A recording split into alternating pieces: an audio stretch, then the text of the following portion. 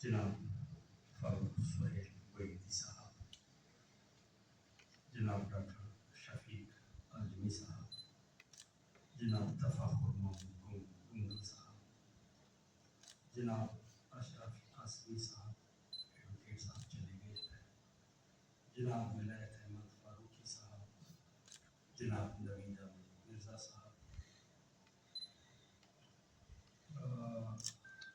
میں جناب سید احمد ندیم قادری صاحب،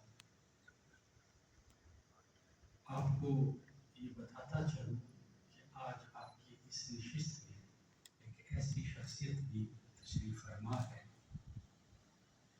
جو حضرت علامہ کی رحلت کے وقت بجملہ ہوش و حواس تھے تو بچے دوسری کلاس کے طالب علم تھے، مگر ان کی یاداشت میں، ان کے حافظے میں وہ یاد شد و مت سے زندہ و تابندہ ہے کہ والد صاحب نے ان کو کہا کہ بیٹے آج ہمارے ایک بہت بڑے شاعر کی رحلت ہوئی ہے، میں جنازے پہ جا رہا ہوں۔ میں نے کہا حضور آپ مجھے اتنا بڑا ٹائٹل نہ دیجیے گا، میں ایک طالب علم اقبالیات ہوں۔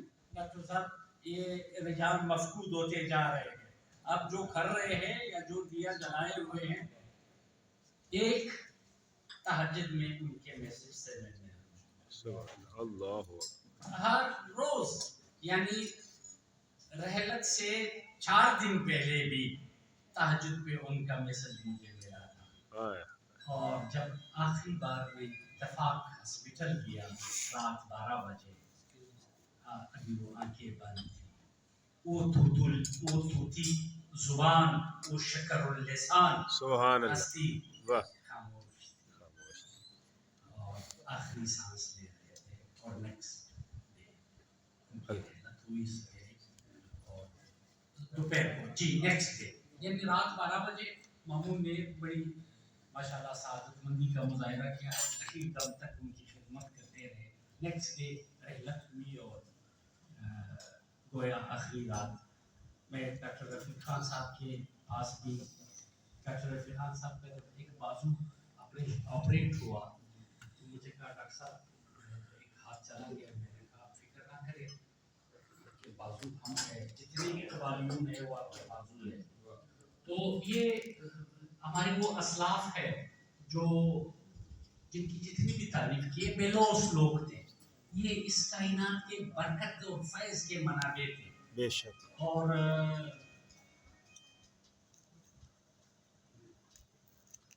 لینا بھول گیا، میں آپ سب کے تشریف آوری کا مشکور ہوں۔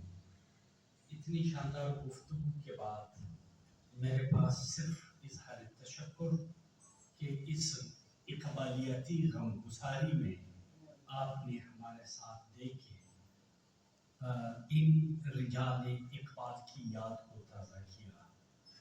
سچی بات یہ ہے کہ یہ وہ مفاخرین ہوتے ہیں، یہ وہ رجال ہوتے ہیں جو تاریخ کے لیے زندہ رہتے ہیں۔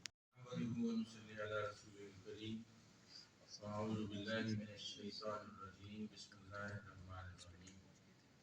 صدر محفل جناب ڈاکٹر عبدالروف قادری صاحب، برادر محترم جناب فاروق سہیل گوئندی صاحب، محترم کرنل سید احمد ندیم صاحب، ڈاکٹر شفیق اعظمی صاحب، مہمانان گرامی اور ہم سے جدا ہو جانے والی دونوں شخصیتوں کے فرزندان عزیز جو اس محفل کی رونق ہیں،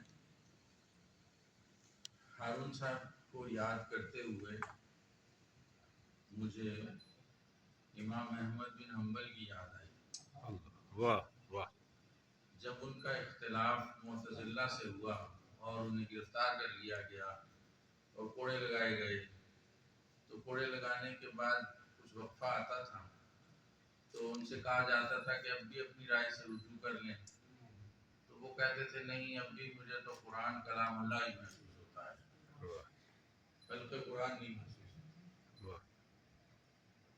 تو بہت شدید اختلاف تھا، بڑی سخت سزا کاٹی۔ دربار میں جو درباری علماء تھے وہ کہا کرتے تھے کہ یہ ہارون صاحب کا جنازہ دیکھیے، نہ وہ امیر، نہ وزیر، نہ کوئی حکمران، نہ ان کے پاس کوئی سیاسی طاقت، نہ جاگیردار، لیکن پورا شہر جو ہے دور دور سے لوگ ان کے جنازے میں آئے ہوئے ہیں. اور میں نے سرگودا میں وہیں میں پیدا ہوا، وہیں پلا پڑا، وہیں پڑھا، تو میں نے نہیں کوئی جنازے نہیں فیصلہ کیا. ہارون صاحب کا جنازہ سرگودا کی تاریخ کا عظیم ترین جنازہ، سرگودا کی عیدگاہ بہت بڑی عیدگاہ ہے، اس میں جنازہ ہوا، اور اس کی ویڈیو آپ دیکھیں تو آپ حیران رہ جائیں گے. کسی بڑے سرکاری امیر، وزیر، حکمران کا بھی ایسا جنازہ نہیں ہوتا جیسا اس درویش کا ہوا. بڑا جذباتی ہے، میں نے ان کو بڑا آئیڈلائز کیا، تو ان کو گفتگو کرنے کا، مائک پہ آ کر بات کرنے کا شوق تھا. لیکن وہ ان دنوں ایک تحریک چلی دفاعی رضاکار، تو وہ دفاعی رضاکار، یہ جو اسکاؤٹ نہیں، دفاعی رضاکار، تو وہ ہارون رشید تبسم تھے.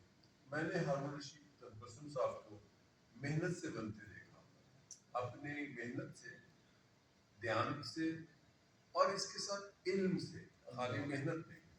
انہوں نے جو محنت اور علم کا سفر کیا، میں ان کے اوائل جوانی تک، جب تک وہ لیکچرر ہوئے تب تک کا گواہ ہوں. اس کے بعد بڑی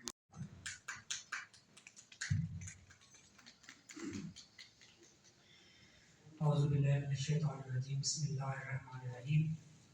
رب اشرح لی صدری ویسر لی امری واحلل عقدۃ من لسانی یفقہوا قولی. ڈاکٹر عبدالرؤف الرفیقی صاحب، جناب ڈاکٹر زاہد منیر عامر صاحب، فرق سہیل گویدی صاحب اجمی صاحب، اور نہایت قابل احترام جناب تفاخر گودل صاحب، صاحبزادہ حذیفہ صاحب، تہ دل سے مشکور تمام افراد کا جنہوں نے آج میرے والد گرامی کی یاد میں تعزیتی ریفرنس رکھا. جو الفاظ میں نے بولنے تھے وہ ڈاکٹر زاہد منیر عامر صاحب سب بول گئے. جو میں نے کہنا تھا وہ ساری باتیں ڈاکٹر صاحب کہہ گئے.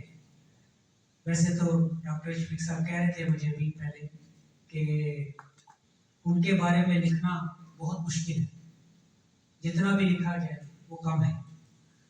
میرے ابو کی شخصیت اگر میں شروع کروں کہ ڈاکٹر پروفیسر ہارون رشید تبسم صاحب ایک دیندار انسان تھے تو واقعی تھے. وہ کہتے تھے کہ میں جب 8 سال کا تھا تو میری اماں نے مجھے نماز کے لیے لگا دیا، اور وہ مستقل مزاج خود تھے، اور ان کے اندر جیسے میں نے بتایا تعلیم کا جذبہ، پڑھنے کا، علم کا کوٹ کوٹ کے بھرا ہوا تھا. اور آج بھی اگر ہندوستان جائے تو وہ ربائی وہاں لکھی گئی. وہ ربائی کیا ہے؟ نئے پیوستم دری مستان سرادل زبندگی نوران آزاد رفتہ چون باد سود کردی دمدمی چن غلام لا آب و رمید آدل. کہ میں اس دنیا میں آیا ہوں اور میں نے اس دنیا کی کسی بھی چیز سے دل نہیں لگایا.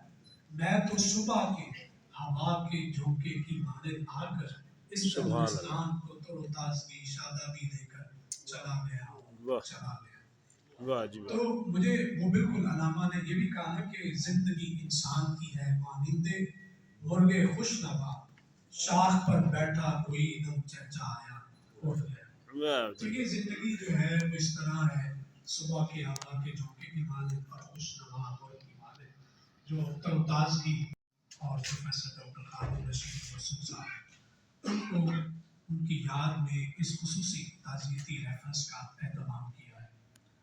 اور بلا شبہ قوموں کی عظمت کا معیار عمارتیں ان کے وسیع شہر اور بازار نہیں ہوا کرتے، بلکہ قوم کی جو پہچان ہوا کرتے ہیں وہ یہی صاحب علم، دانشور، محقق لوگ ہوا کرتے ہیں. عمارتیں پتھر اور اینٹیں بہت جلد حوادث سے زمانہ کے نظر ہو جاتی ہیں.